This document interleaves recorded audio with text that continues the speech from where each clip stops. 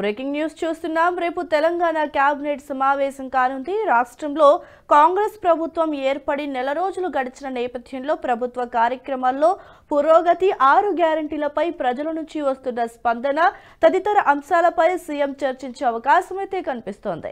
ఇప్పటికే 2 గ్యారెంటీలను అమలు చేసిన ప్రభుత్వం మిగతా 4 గ్యారెంటీలను ఏ విధంగా అమలు చేయాలనే అంశంపై కూడా చర్చలు జరపనున్నట్లుగా తెలుస్తోంది. ఇక దీంతో పాటు కార్పొరేషన్ల భర్తీ, కేబినెట్ విస్తరణ, ప్రజాపాలన, రైతు బంధు, ఖాళీగా ఉన్న ఎమ్మెల్సీల భర్తీపై కూడా చర్చలు జరిగే అవకాశం ఉన్నట్లుగా కనిపిస్తోంది.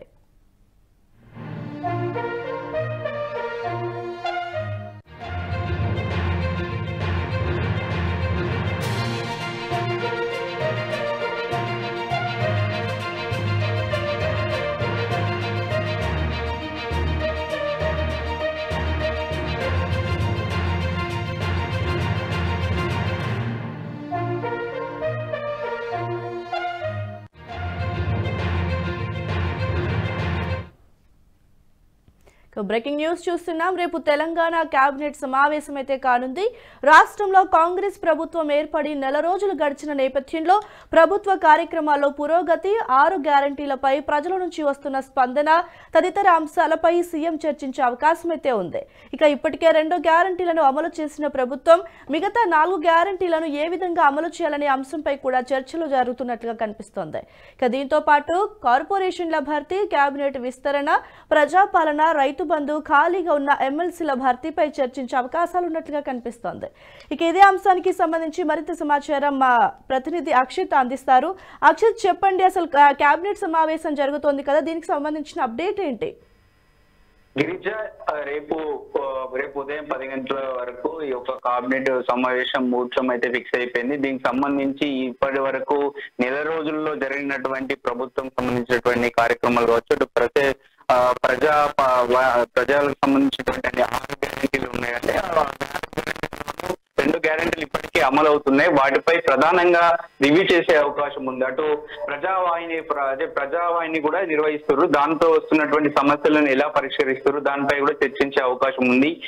ముఖ్యంగా చెప్పుకోవాలంటే మంత్రి మండలికి సంబంధించి 18 మంత్రులకు ఛాన్స్ ఉంది తెలంగాణలో. ఆ 18 మంత్రికి సంబంధించి 12 పూర్తి చేశారు. ఇంకొక 6 మిగిలిపోయినాయి. ఆ 6కి సంబంధించి కేబినెట్ లో ఇంకా ఎవరికి ఛాన్స్ ఇవ్వాలి, ఇంకా 6 మంత్రులను ఎవరిని ఏర్పాటు చేశారు, దాని మీద కూడా ముఖ్యంగా చర్చ జరిగే అవకాశం ఉంది. అటు చూస్తా ఉంటే నామినేషన్ పోస్టులు దాదాపు అన్ని ఖాళీ అయిపోయాయి. అందరికి అన్ని ఖాళీ అయిపోవడంతో దానికి సంబంధించి కూడా ఎవరికి ఇస్తే బాగుంటుంది దాన్ని కూడా చర్చ జరిగే అవకాశం ఉంది.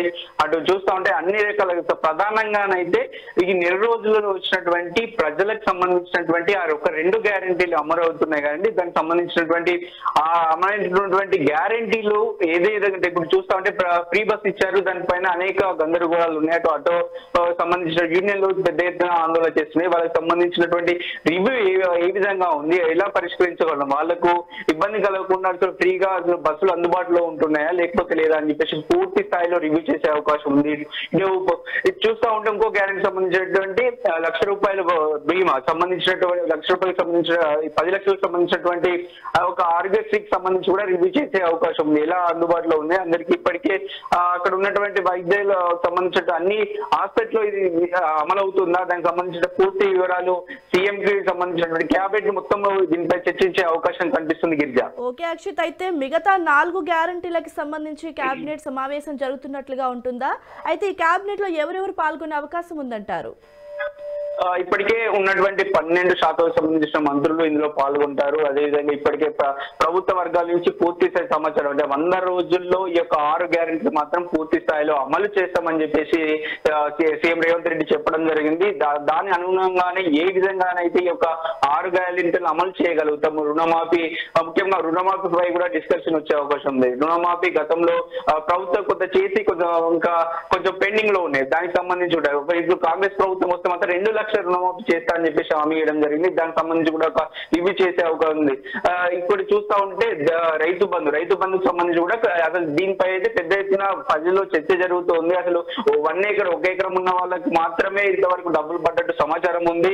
అసలు 10 ఎకరాల పరిస్థితి ఏంది, 5 ఎకరాల పై ఉన్నటువంటి పరిస్థితి ఏ విధంగా ఉంటుందని చెప్పేసి ప్రభుత్వం మాత్రం ఇంతవరకు చెప్పలేదు. మరి ఆ డబ్బులు ఏ లోపు వేస్తారు, ఎప్పుడు వేస్తామని మాత్రం ఇంతవరకు ప్రభుత్వం మాత్రం స్పష్టం చేయరు. మరి అక్కడ ఉన్నటువంటి ఫండ్స్ అవైలబుల్ ఉన్నాయా, దానికి సంబంధించిన పూర్తి వివరాలు కూడా సీఎం రేవంత్ రెడ్డి రివ్యూ చేయనున్నారు. మంత్రుల నుంచి మొత్తం ఒక డాటాను పూర్తి స్థాయిలో అటు చూస్తా ఉంటే పార్లమెంట్ ఎలక్షన్లకు సంబంధించి కూడా రివ్యూ చేసే అవకాశం ఉంది. పార్లమెంట్ ఎలక్షన్ లో కూడా ఇప్పటికే మంత్రులను ఒక డిస్ట్రిక్ట్ వైజ్ ఒక ఇన్ఛార్జ్ గా నియమించారు. వాటి పట్ల కూడా ఒక చర్చ జరిగే అవకాశం ఉంది.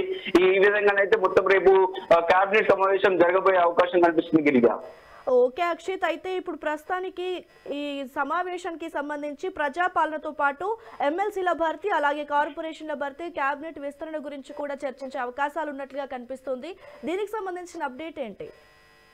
ప్రజావాణికి సంబంధించి మాత్రం ప్రజావాణిలో మాత్రం చాలా ప్రాబ్లమ్స్ వచ్చింది. అంటే చాలా రెవెన్యూకి సంబంధించినటువంటి ప్రాబ్లమ్స్ కావచ్చు, అంటే ఉన్నట సంబంధించి గతంలో వచ్చిన ప్రభుత్వంలో సంబంధించినటువంటి అనేక ప్రాబ్లమ్స్ మాత్రం ప్రభుత్వం దృష్టికి వచ్చినట్టు కనిపిస్తుంది.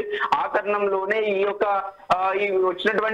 వచ్చిన ప్రాబ్లమ్స్ సొల్యూషన్ ఏ విధంగా చేయాలనే ఒక ఆలోచన మాత్రం ప్రభుత్వం ఉన్నట్టు తెలుస్తుంది. ఇప్పటికే దానికి సంబంధించి ఒక టీం ఏర్పాటు చేసి కొంతమంది సిబ్బందితో దాని సమస్యలు వచ్చినటువంటి సాల్వ్ చేయడానికి డిస్ట్రిక్ట్ల వైజ్ అంటే సంబంధించినటువంటి డిస్ట్రిక్ట్ల వైజ్ గా వచ్చిన సమస్యలను ఫార్వర్డ్ చేయడం, ఆ తర్వాత ఉన్నటువంటి మండలాల వైజ్ గా కూడా ఆ ఒక ప్రాబ్లమ్స్ ను డెలివర్ చేయడం, అక్కడ ఉన్నటువంటి ప్రజలకు సంబంధించిన అన్ని ప్రాబ్లమ్స్ మాత్రం సాల్వ్ చేసే దిశలో మాత్రం ప్రభుత్వం ఉన్నట్టు కనిపిస్తుంది. ఆ దిశలో కూడా వస్తున్నటువంటి ఇంతవరకు ఎన్ని అప్లికేషన్స్ వచ్చినాయి, ఆ వచ్చిన అప్లికేషన్స్ లో ఎన్ని సాల్వ్ చేయగలం సంబంధించినటువంటి వివరాలు కూడా తెలుసుకునే అవకాశం, దీనిలో చర్చించే అవకాశం కనిపిస్తుంది. అటు చూస్తా ఉంటే ఇప్పటికే అభయహస్తం పేరు మీద ఉన్నటువంటి దరఖాస్తుల పైన కూడా ఒక చర్చ జరిగే అవకాశం ఉంది. అప్లికేషన్ ఇప్పటికే 1 కోటికి పైగా అభయహస్తం సంబంధించినటువంటి అప్లికేషన్ వచ్చినాయి. ఒక 6 గ్యారెంటీలు ఒకే ఫామ్ లో ఇచ్చే అవకాశం ప్రభుత్వం కల్పించింది. ఆ దిశలోనే అవి ఎలా మరి అమలు చేయాలో ఒక దృష్టి సారించిన అవకాశము కనిపిస్తుంది Girija. Okay Akshit, thanks for the update.